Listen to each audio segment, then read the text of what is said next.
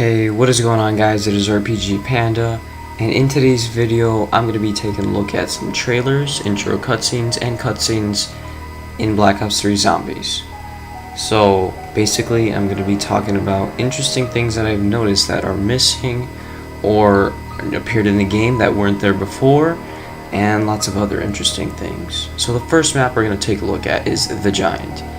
Now if you take a look at the intro cutscene on the Giant, you see Richtofen, you see the clock, and then you see an area where the camera pans by another clock, a smaller clock, where there's a sink and a poster of a hellhound.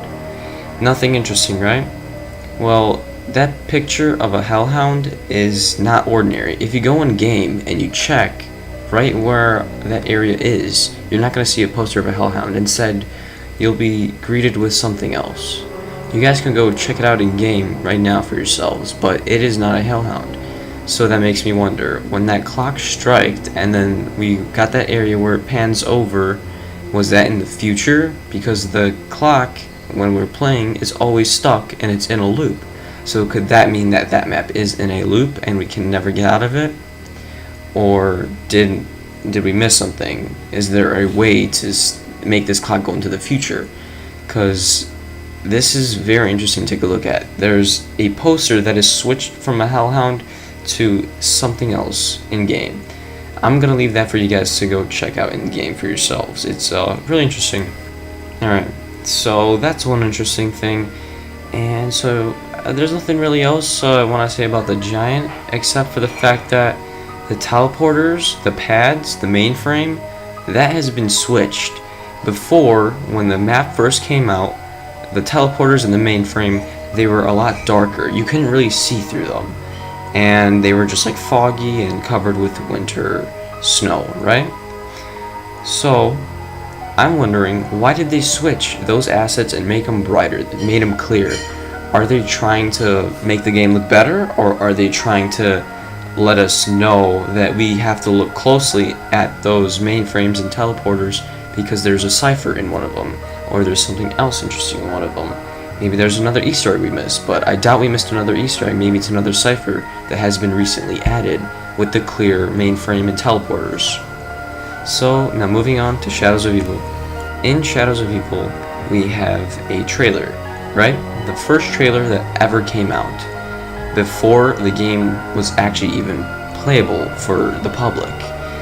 And so what I've noticed is there are pictures and posters and flyers on the walls, and that they are not there in game. Why would Treyarch remove that? Why would they put it in the trailer but then not show it in game? Are they trying to make it look better? Or are they trying to make it maybe they're trying to hide something from us? Maybe those posters were actually interesting and they had some valid information that we could have like take a look at, and it would have like made some of the storyline cleared up a little bit. But they removed that, and that just might have been nothing. Those papers might have been actually nothing. It might have been just a bunch of assets, and they had to remove them so the game would run better. Who knows? Maybe they did it for that. But another interesting thing that I noticed on the Shadows of Evil trailer is this Gobblegum machine. There's a few locations that the Gobblegum machine is shown in the trailer, but it is not in the game. So did they just want the game to be harder or easier, or I don't know what they were trying to do there. I don't know why they would put it in the trailer but then remove it from the game. And so the next interesting thing that I noticed is the Shadows of Evil the intro cutscene, the trailer. And if you take a look at this trailer, you actually have to look really closely. The first thing is Jackie Vincent. He has $100 bills from the future and he's in the past. That's interesting. I don't know why, but Treyarch definitely puts everything in the game for a reason, and when they were putting the money models in, I'm pretty sure they knew what they were looking at and they know what year they were making the game in. Otherwise, they just made a big mistake, because a lot of people have been taking a look at this money and it seems that's not the same money that it was in the past. So the next interesting thing that I spotted on Shadows of Evil, the trailer intro cutscene or whatever, is the weather in the background in Nero's room. When you see the part where Nero is taking the knife and he's about to throw it at his wife, if you look at the top of the background, you can see through the window that it's actually snowing. So did he kill his wife around December, early January, or it was just somewhere in the wintertime, and our map now, Shadows of Evil, is taking place in spring or summer. Who knows? It's a rainy day in Shadows of Evil, and we don't know what day it is exactly, but we do know that he killed his wife around a wintertime or sometime when it was snowing. So I bet you guys didn't catch that. That was pretty difficult to catch.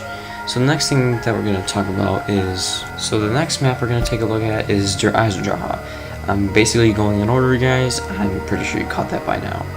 Anyways, Der Eisendrache has the Dr. Monty KN44s. And why do I say Dr. Monty? Well, because on the Giant we found a poster, a bunch of scraps of pieces of paper were collected, put together, and they put a poster up of a KN44 within a circle, a hypersphere or something like that. And it could be also the summoning key, but some people argue that it's not, so I'm just going to say in this big sphere with a cube. And the thing is, it was signed by Dr. Monty. So moving back to Der Eisendrache, we see that when you do some of the steps for the Der Eisendrache Easter egg, when Dempsey comes crashing down, a KN44 flies out of nowhere and falls into the bushes next to a zombie hand Easter egg, which I made a video on before, guys. It's the Bowie knife upgrade, or ballistic Bowie knife Easter egg that exists. You guys can go check that out. But anyways, it falls into the bushes, and the thing is, this KN44 appears in every map. So what does this mean? What do the KN44s mean? Well, KN44 signed by Dr. Monty, that must mean that Dr. Monty has been watching us. And in Gord Crovey, he admits it. He says he's been watching us. He says, I've been watching you.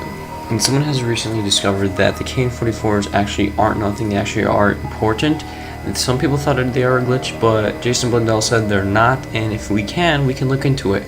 So, no one else has made a video on this, and here I am making a video on it. The KN44s. Dr. Monty says he's been watching us. The KN44s are used as cameras during the cutscenes, right? That means Dr. Monty has been watching us through the KN44s. I do not know how the hell that works, but it makes sense. Because he says he's been watching us, the KN44s are used as cameras within theater mode as a glitch. That's when it's found, and yeah. So the next map is Zetsu Inoshima. Worst map ever. You also see the KN44 by Takio's dead body when you kill him during the Easter egg, and that's his 1.0 character. So now moving on to Nikolai. So basically, when Nikolai 1.0 tries to kill Nikolai 2.0 with the pistol instantly switches to a KN44, and I feel like Dr. Monty was trying to control his actions. He was actually trying to kill 2.0 and mess up their plans.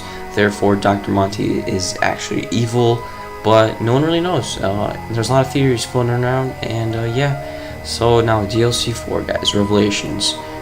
We're not there yet. So I'm just going to leave that off for now. There's nothing else interesting that I guys wanted to talk about. But yeah, I hope you did enjoy the video. Drop a like if you did. Subscribe for more content like this in the future.